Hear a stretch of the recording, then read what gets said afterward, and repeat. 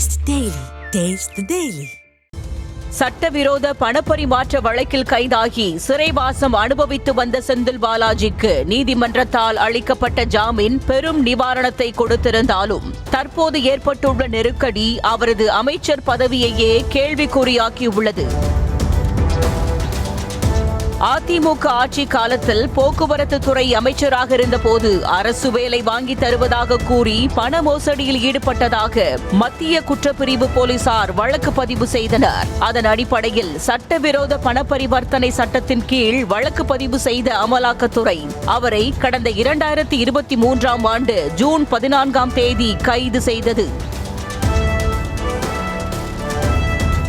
அதனைத் தொடர்ந்து 15 மாத காலமாக சிறைவாசம் அனுபவித்த செந்தில் பாலாஜிக்கு கடந்த செப்டம்பர் 26ஆம் தேதி உச்சநீதிமன்றம் ஜாமீன் வழங்கியது. அதே சமயம் சாட்சிகளை நேரடியாகவோ மறைமுகமாகவோ செந்தில் பாலாஜி தொடர்பு கொள்ளக்கூடாது எனவும் அவ்வாறான செயலில் ஈடுபட்டால் அதுவே ஜாமீனை ரத்து செய்வதற்கான காரணமாக அமையும் என்றும் எச்சரித்தது.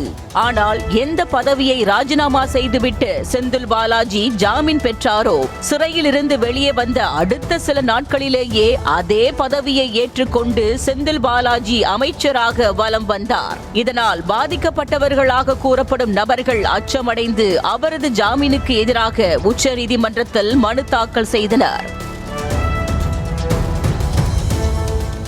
இந்த மனுக்களை விசாரித்த உச்சநீதிமன்றம் வழக்கில் அரசு ஊழியர்கள் சாட்சிகளாக உள்ளதால் செந்தில் பாலாஜி அமைச்சராக நீடித்தால் அவர்கள் பயப்பட வாய்ப்புள்ளது என்று தெரிவித்தது.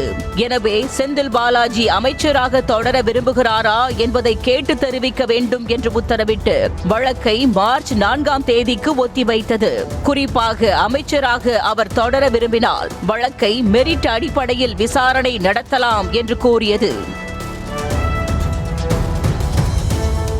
இதனிடையே செந்தில் பாலாஜியின் ஜாமீனை ரத்து செய்ய வேண்டும் என்பதில் உறுதியாக உள்ள அமலாக்கத்துறையும் உச்சநீதிமன்றத்தில் தனியாக மனுவை தாக்கல் செய்துள்ளது. இந்நிலையில் அமைச்சர் பதவியை செந்தில் பாலாஜி ராஜினாமா செய்ய போவதில்லை என்றும் தகவல்கள் வெளியாகியுள்ளது.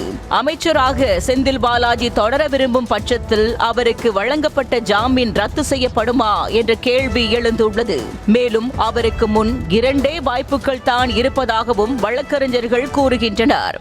செந்தில் பாலாஜி இல்லை நான் மந்திரியாக இருக்கிறதுனால விட்னஸஸ் தடை இல்லாமல் வரதுக்கான பாசிபிலிட்டி இருக்குது, அவங்க எங்கும் பயப்படல அப்படிங்கிற மாதிரி பெட்டிஷன் போடலாம். இல்லை செந்தில் பாலாஜி அவர்கள் மந்திரி பதவியிலேருந்து மந்திரி பதவி வேணான்னு சொல்லிட்டு வெளியில் வரலாம்.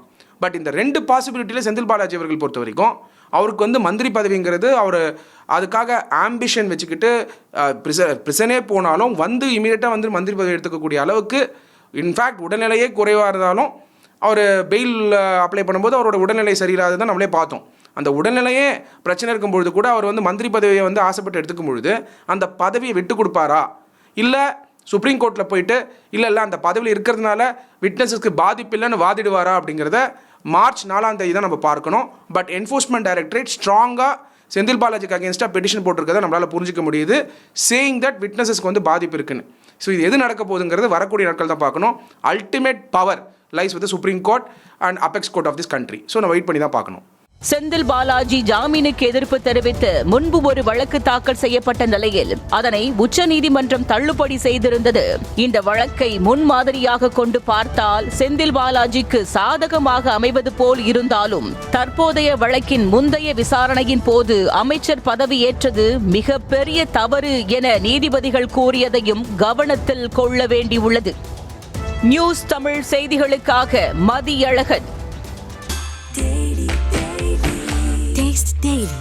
Taste the Daily.